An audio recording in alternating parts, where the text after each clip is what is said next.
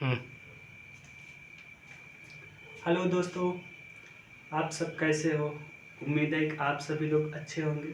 और कल जो है तो हम लोग चर्चा किए थे सब्जेक्ट वर्ब एग्रीमेंट के बारे में। और आज हम लोग चर्चा करेंगे आर्टिकल्स के बारे में, क्योंकि आप लोग जानते हैं कि आर्टिकल्स एक ऐसा टॉपिक है जो कि क्लास 6 से लेकर के जहाँ तक आप पढ़ेंगे, 8 हो गया, 10 हो गया, 12th हो गया, कॉलेज लेवल या किसी आप कंपटीशन लेवल में भी अगर आप जाएंगे तो वहाँ पर आपसे आर्टिकल से रिलेटेड सवाल पूछे जाते हैं। तो ये आर्टिकल्स जो है तो बहुत इम्पोर्टेंट चैप्टर है, इसलिए इसको बहुत अच्छे से देखना है। और जो भी आपका डाउट हो तो डाउट अपना कमेंट बॉक्स में लिख करके आप डाल सकते हैं कि यहाँ पर डाउट है, तो आपका जो डाउट है वो क्लियर किया जाएगा। क्या है आर्टिकल्स? आर्टिकल्स को हिंदी में क्या बोलते हैं? उपपद बोलते हैं। अब ए, एन और द को आर्टिकल्स कहा जाता है। सामान्यतः इनका प्रयोग नाउन के पहले किया जाता है। तो हम एक सिंपल सी भाषा में समझ लेते हैं, ना कि बुक में। ये तो इस तरह से बुक में लिखा है तो आप भी समझ सकते हैं, लेकिन जिनके समझ में नहीं आता उनके लिए एक सिंपल सी विधि है कि जैसे अगर कोई भी व्यक्ति अपने माता पिता का नाम बताता है, हम बताए या आप बताए तो बोलते हैं कि हमारे पिताजी का नाम श्री भीम सिंह है, श्री राम सिंह है। इस तरह से बताते हैं, ना कि डायरेक्ट बता देते हैं।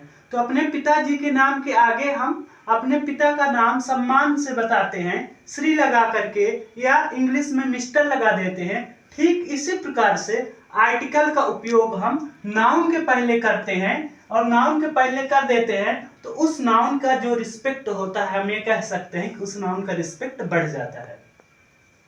और ये जो आर्टिकल होता है दो तरह से होता है, एक इंडेफिनिट आर्टिकल्स, दूसरा डेफिनिट आर्टिकल्स।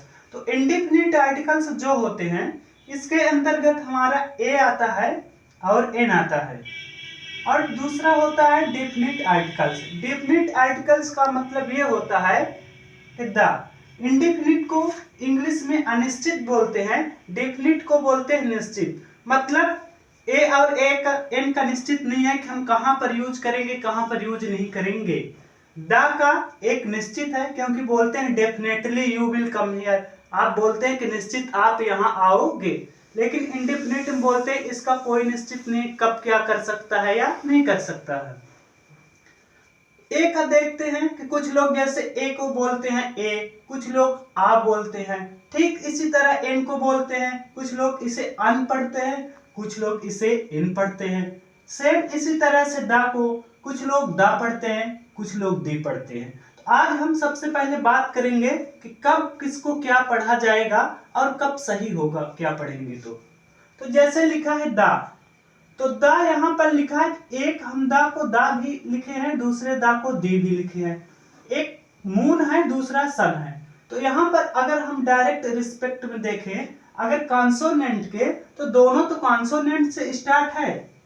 लेकिन यहां पर रूल क्या बोलता है, अगर कोई भी वर्ड कॉन्सोनेंट से स्टार्ट है और उसके पहले आर्टिकल द का उपयोग किया गया है तो उसे हम क्या पढ़ेंगे?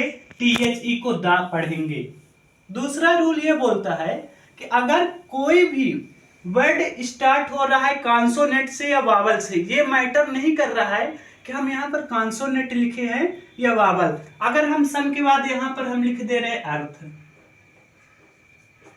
ये क्या लिख दिए? अर्थ। तो ये अब हमारा वावल से स्टार्ट हो गया, ये कॉन्सोनेंट से स्टार्ट हो गया। तो अब हम इसको क्या बोलेंगे? दी सन या दी अर्थ, या द सन या द अर्थ। ऐसा क्यों? क्योंकि दूसरा नियम ये बोलता है कि जब कोई भी नाउन हो उस नाउन पर हमें जोर डालना हो, तो जोर डालने के लिए हम द को दी प्रोनाउंसिएट करते हैं। ठीक इसी प्रकार ए को हम क्या बोलते हैं? अन भी बोलते हैं और आ भी बोलते हैं। एक मतलब एक से भी होता है। एक अगर कहीं लिखा है, मान लीजिए जैसे यहाँ पर Ram is reading a book, तो राम एक पुस्तक पढ़ता है, इसका हिंदी अनुवाद होगा। तो यहाँ पर एक मतलब एक आ गया है। अब आप कब पढ़ते हैं? जब कोई भी फॉर्म होता है, तो उस भी फॉर्म के पहले अगर ए लगा है तो उसको हम आ पढ़ते हैं, और अगर स्ट्रॉन्ग फॉर्म है वर्ब का उसके पहले अगर ए है तो उसे एन पढ़ते हैं। ठीक इसी तरह एन को अन कब पढ़ते हैं, वीक फॉर्म के पहले, और स्ट्रॉन्ग फॉर्म के पहले इन पढ़ते हैं। अब हम रूल नंबर फर्स्ट देखते हैं किसके लिए। रूल नंबर पहला देखेंगे हम स्पेशली इंडेफिनिट आर्टिकल्स ए के लिए। ए का उपयोग हम किस तरह से और कब करेंगे।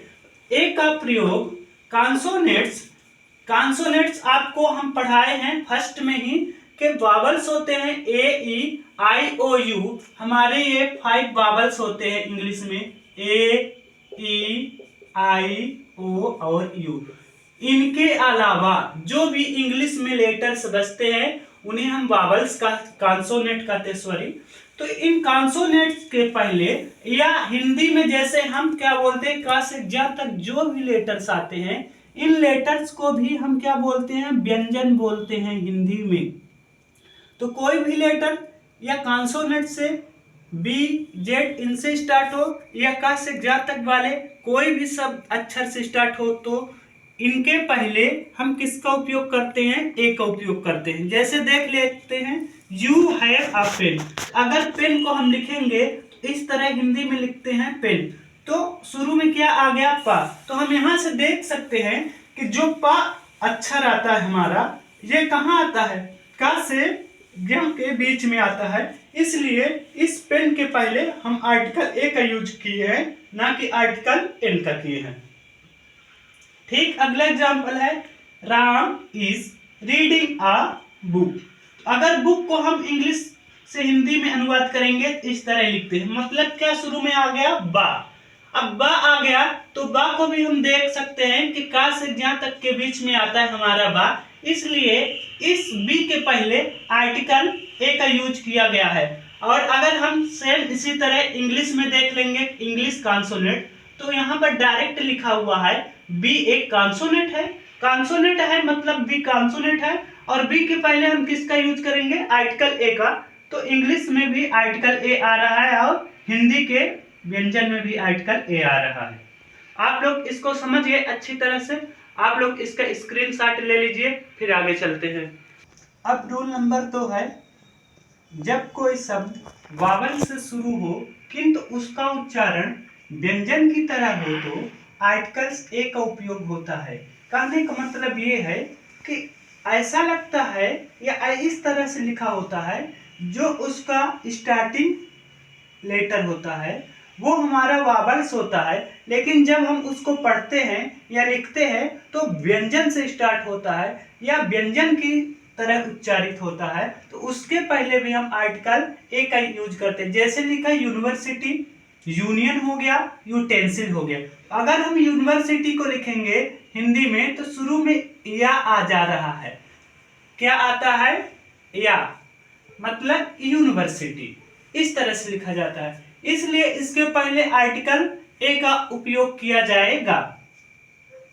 जैसे हम देख लेते example, see has a utensil. अब यहाँ यूटेंसिल अगर लिखेंगे तो फिर से यह आ जा रहा है, इसलिए इसके पहले भी आर्टिकल ए का ही यूज किया जाएगा। अब आ रहा है रूल फॉर एन, मतलब एन का उपयोग हम कब और कैसे करेंगे। तो जब कोई शब्द वावल से शुरू हो उसके पहले आर्टिकल एन का प्रयोग किया जाता है। मतलब कोई भी ऐसा शब्द हो जो कि वावल से शुरू होता है, जैसे हम देख लेते हैं ओल्ड हो गया, आउल हो गया, एप्पल हो गया। तो आपको हम बताए हैं कि इंग्लिश में वावल्स कौन कौन से होते हैं, ए ई आई ओ यू। तो ओल्ड हो गया तो ओ क्या है हमारा वावल्स है, इसलिए यहाँ पर एन आ गया। आउल क्या है, ओ हमारा स्टार्टिंग लेटर क्या है, एक वावल्स है, इसलिए इसके पहले आर्टिकल एन लगेगा। ए क्या है हमारा वावल्स है, स्टार्टिंग लेटर ए है, इसलिए इसके पहले आर्टिकल एन लगेगा। इस तरह से शब्द में हो गए। अब इसी को अगर हम वाक्य में परिवर्तित करते हैं तो there was an old man, there was an old man. अब इसके पहले ये जो हमें फिल इन द ब्लैंक्स को फिल करना था, तो ओल्ड के पहले और ओ क्या होता है हमारा, एक वावल्स होता है, और वावल्स पहले हम रूल ही पढ़े हैं कि किसका यूज किया जाता है, आर्टिकल एन का यूज किया जाता है। इसका स्क्रीनशॉट लीजिए, फिर आगे चल। अगला नियम है, चौथा नियम, जब कोई शब्द कॉन्सोनेंट से शुरू हो किंतु उसका उच्चारण स्वर की तरह हो तो उसके पहले इन का प्रयोग होता है। मतलब वो तो लिखा होगा, किससे शुरू होगा लिखने पर? कॉन्सोनेंट से, लेकिन जब हम उसको बोलेंगे या प्रोनाउंसिएट करेंगे तो किस तरह से होगा? एज ए स्वर, मतलब वावल्स की तरह। जैसे HOUR को अगर हम देख रहे हैं तो H हमारा क्या है? एक कॉन्सोनेंट होता है, लेकिन इसको यहाँ पर हम प्रोनाउंसिएट जब करेंगे तो ये साइलेंट लेटर आता है और इसको आवर पढ़ा जाता है, आ से स्टार्ट होता है, इसलिए इसके पहले आर्टिकल एन का उपयोग किया जाता है। ठीक, दूसरा क्या है? HMT। आप लोग जानते हैं HMT वाच एक बहुत बड़ी इसकी फैक्ट्री है, घड़ी की कंपनी है। अगर हम देखते हैं अलग से तो क्या लिखा है? H लिखा है, और H किस में आता है? कॉन्सोनेंट में। लेकिन अगर हिंदी में हम लिखते हैं तो H इस तरह से आ जाता है। जो A होता है तो ये हमारा किसका स्वर है? हिंदी का स्वर है, AEIOU। आप लोग बचपन में पढ़े होंगे ना, उसी का है। तो इसलिए पहले हिंदी में आप लोग लिख लिया करिए, देखिए कहीं वो हिंदी का स्वर तो नहीं आ रहा है। अगर हिंदी का स्वर आ रहा फिर भी एन लगेगा, इंग्लिश का स्वर आ रहा फिर भी एन लगेगा। नेक्स्ट है NLP स्कूल, इसको भी लिखेंगे तो एल आएगा, इस तरह से एल, इसलिए इसके पहले भी आर्टिकल एन का यूज किया जाएगा। अब है द का उपयोग। द क्या होता है? हमारा डिफिनिट आर्टिकल होता है। तो द का प्रयोग पवित्र नदी, महान पर्वत, कोई यूनिक चीज, जैसे मान लीजिए कि सूर्य हो गया, चंद्रमा हो गया, पृथ्वी हो गई, ऐतिहासिक इमारतों, पवित्र ग्रंथों आदि के नामों के पहले किया जाता है। जैसे एग्जाम्पल है द गंगा। गंगा एक पवित्र नदी है, इसलिए इसको हम गंगा बस नहीं बोल सकते हैं, द गंगा बोलेंगे। फिर क्या है? रामायण। रामायण हमारी हिंदू परंपरा में एक पवित्र ग्रंथ है, इसलिए इसको हम द रामायण बोलते हैं। फिर क्या है? द ताजमहल।